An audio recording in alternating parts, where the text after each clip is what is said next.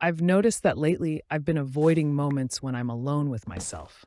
I can't just sit and think about something. I always need to be doing something, like scrolling through TikTok, watching YouTube, playing a game, or reading something. In general, I avoid spending time with myself. And I'm thinking, why is this happening? Why can't I just stop, do nothing, and be alone with my thoughts? Maybe I'm afraid of hearing what my inner voice has to say. Or maybe I just want to sleep, like I did before.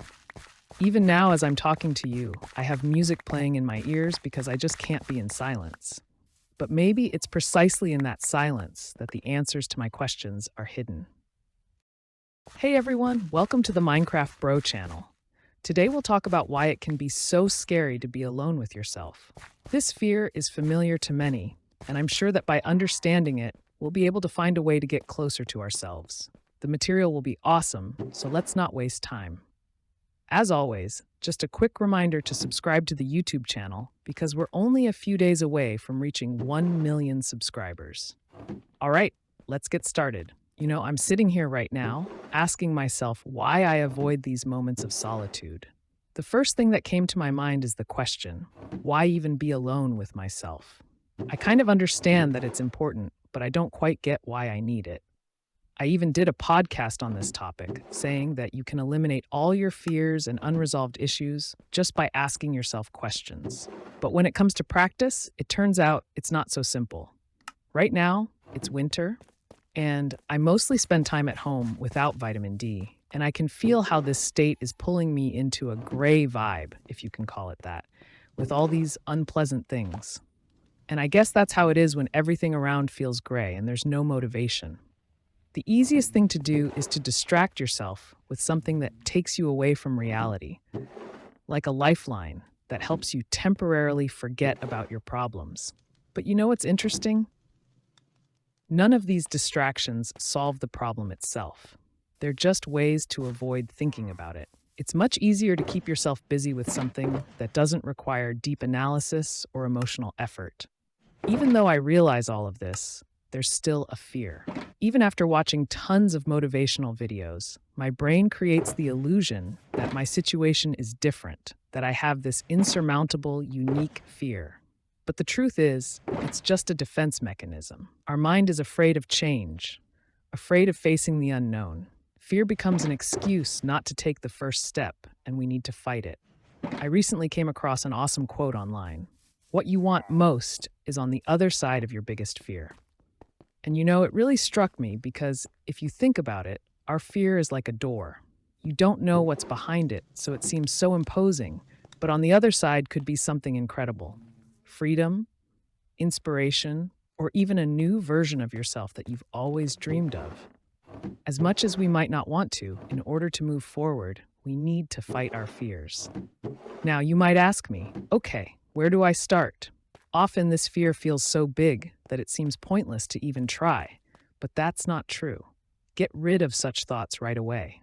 If you look at the problem as a whole, it really might seem huge and unreal, but in reality, you don't have to conquer it all at once. Break it down into smaller steps.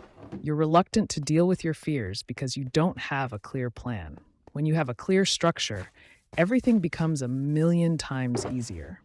A big problem stops feeling so scary when you know where to start and what steps to take next. I think the first step would be to define your fears. I'll tell you right away that you don't need to think about this for hours, because I guarantee the biggest fears will come to your mind right away. The biggest fears usually lie on the surface, even if we try to ignore them. Just ask yourself, what am I most afraid of?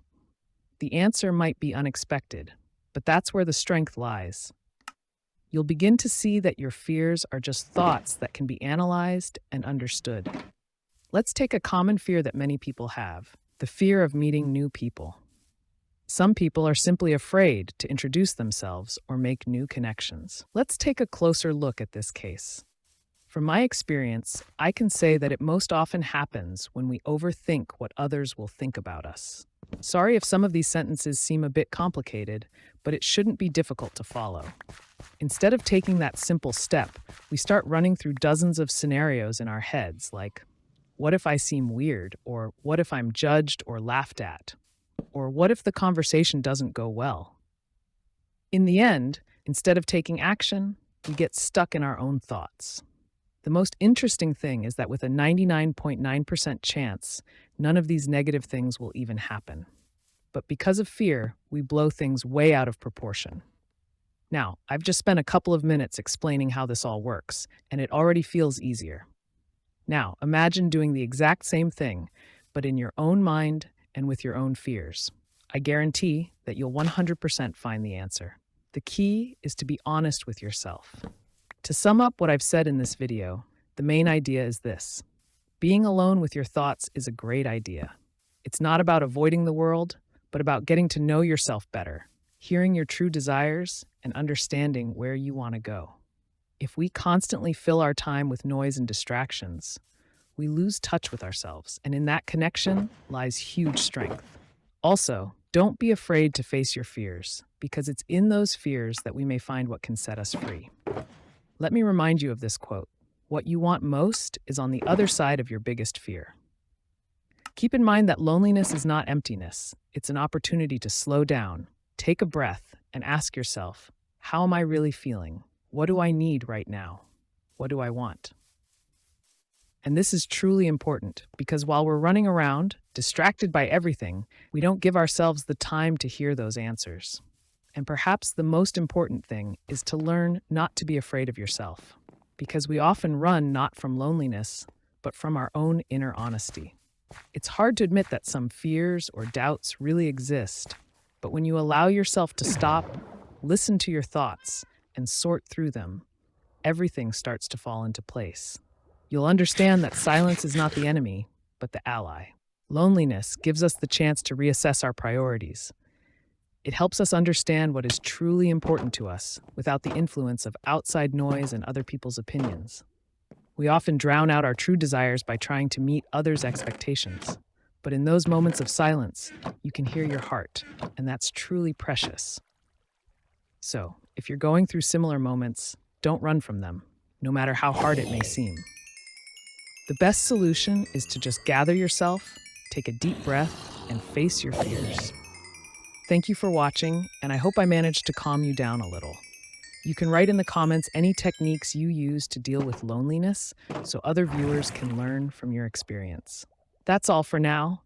This was Minecraft Bro, and I'll see you next time. Bye-bye, my bees.